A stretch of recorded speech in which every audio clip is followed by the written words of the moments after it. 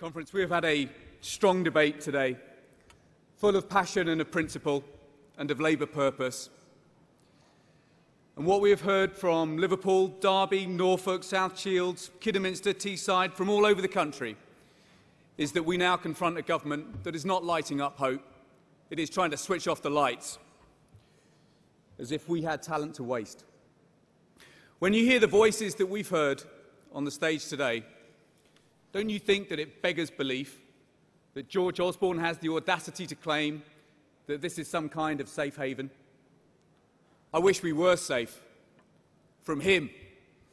You tell the parent I met in my constituency a couple of Saturdays ago, Patricia Hodgkiss, that we live in a safe haven.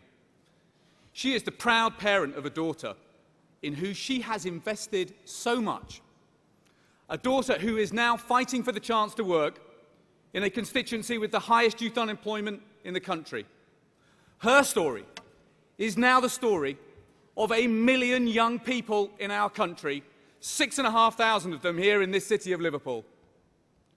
If this country is such a safe haven, why is it that we have unemployment rising here faster than in America, in Japan, or in Europe?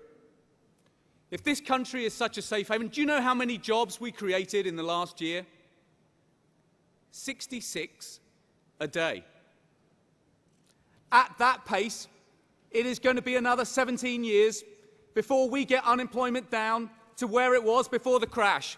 And I tell you now, this country does not have 17 years to wait. We need new jobs, and we need them now. We need this country firing on all cylinders now.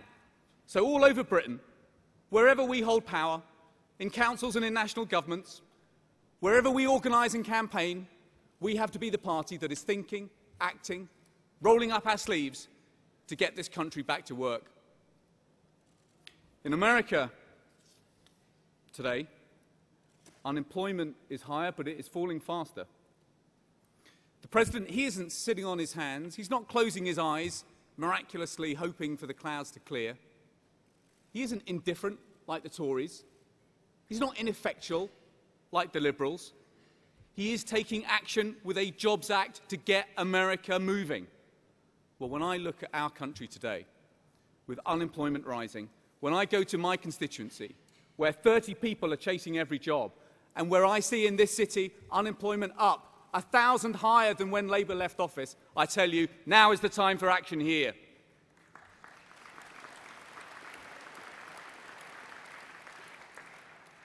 This government should start putting our ideas into action.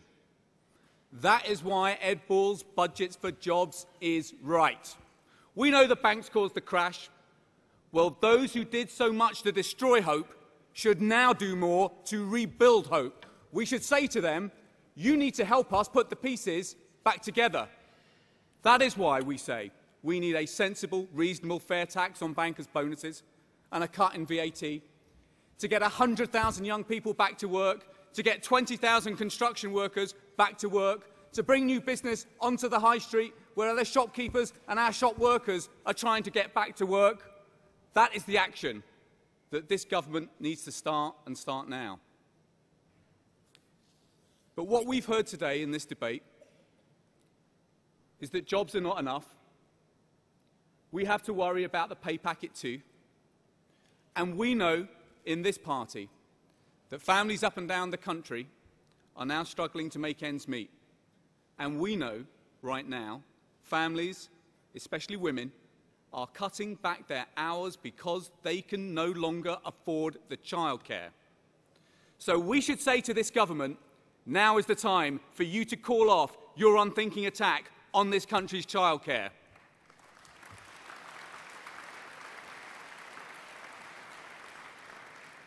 When you are struggling to make ends meet, when you're struggling to work every shift and every hour you can, you should not be worried sick about what is happening to your children. 30,000 women in the last year alone have had to give up work because they can no longer afford the childcare. And worse is yet to come. Let me warn you now, there is nothing universal about universal credit. It is a smokescreen for cutting childcare and locking parents into poverty, and that has got to change. Today we learn the promised system is in trouble. It's there to read on the front page of the Daily Telegraph. Well, let me give you our message to the Chancellor. It's simple. Don't you dare gamble with our families' tax credits.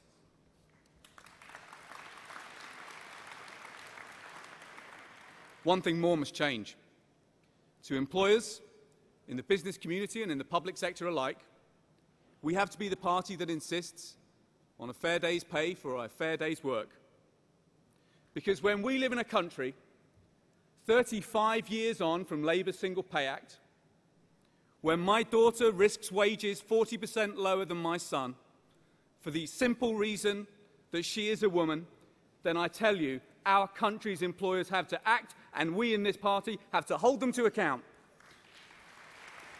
If we want to lift the working poor out of poverty, then we have to end the gap between a man and a woman's pay. That is unfinished business for this Labour movement.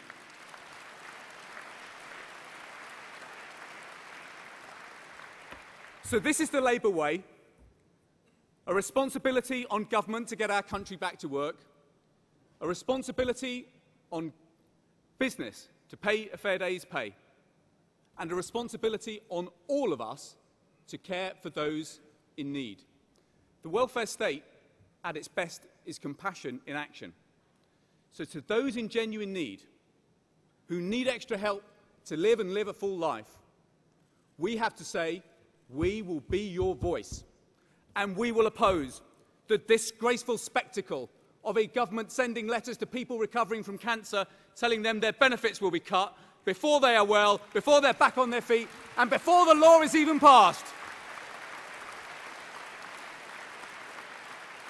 Conference, this is a government that will not even wait for the legal cover to kick you when you are down. But there is a renewed responsibility, one more, that we will not ignore. A renewed responsibility on everyone to take a job if they can. Let's face the tough truth. Let's be honest with ourselves about what we heard on the doorstep at the last election. Too many people that we spoke to on the doorstep thought that sometimes we stood up too much for shirkers and not workers. We've got to deal with that if we want to get re-elected, and we've got to deal with that because it's the right thing to do. We are the party that was born in factories and mines and in mills. Our founders, they didn't debate the nuances of old Labour and new Labour. It was hard Labour that they knew all about. They were the men and women who founded the Labour Party. Labour, the clue is in the name. This is and always will be the party of work, of working people who came together to make sure there were good jobs and good wages and, yes, a responsibility to work as well. This is the party that said that idleness was an evil. So that is why, if you cannot work, we will look after you. But if you can work, you must. We won't take lectures from these Tories. They've got a work programme. It's a third smaller than the programmes Labour had in place. This government itself admits that 3/4 of people could pass straight through and back onto the dole. It's all programme, and it's no work. It does nothing to take responsibility or strengthen responsibility to get a job. These ministers are standing easy while millions of people are standing idle. So our approach has got to be different. Our philosophy must be the philosophy that we set out in our last manifesto, that if you can work and won't, we have to say we are banning a life on welfare. So let me just conclude, conference, with one word about the future. 50 years ago, our party built the welfare state by getting people back to work. But the truth is our country today is very different to post-war Britain. The job for life is gone. Families don't have one working parent, but two. We've sold off all the council houses, and we didn't build enough to fill the gap.